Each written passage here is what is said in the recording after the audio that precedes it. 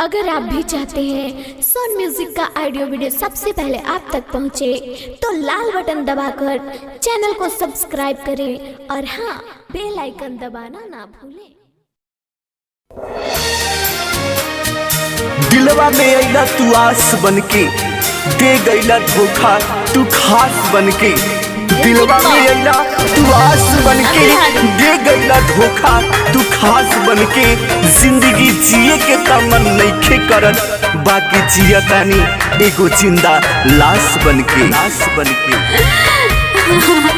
लागल बा दिल में ठोकर हो, चलनी हम जवन रहे। लागल बा दिल में ठोकर हो, चलनी हम जवन रहे। जेकरा के हम चाहनी हो, जेकरा के हम चाहनी के हो और के ऊंचाए। लागल बा दिल में ठोकर हो, चलनी हम जवन रहे। लागल बा दिल में ठोकर हो, चलनी हम जवन रहे। हे जान काहे से कइला, बोला ना। याद के सिलसिला भी खूब बा, याद के सिलसिला भी खूब बा। कभी तन्हा तो कभी मजबूर बा। बेबसी तो देखिए दिल के, जेकरा के हम याद करें उहे दूर बा।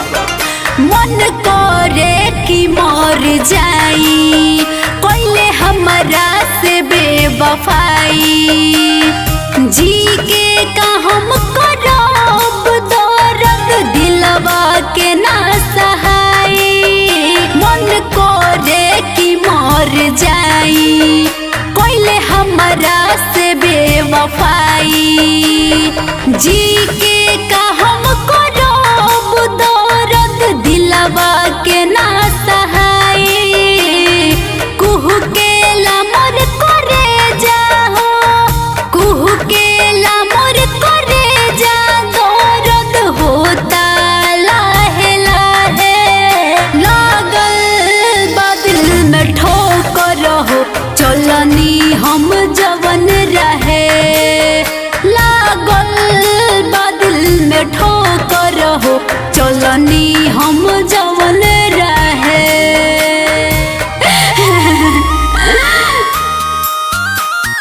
हे जान का मजबूरी रहल ह जे तू हमरा के छोड़ गइला, बोला ना।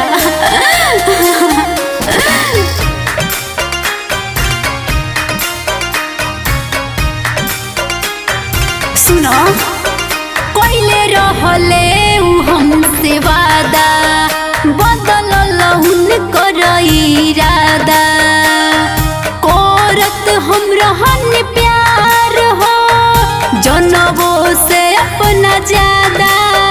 कोइले रहले उ हमसे वादा, बदलल उनकर इरादा।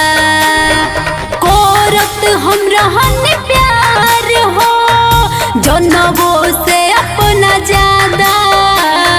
मनोज मतलब निशा के, चंदन दीवाना निशा के दिल तोड़ देल काहे। लागल बा दिल में ठोकर हो, चलनी हम जवन रहे। लागल बा दिल में ठोकर हो, चलनी हम जवन रहे। आज के बाद कब प्यार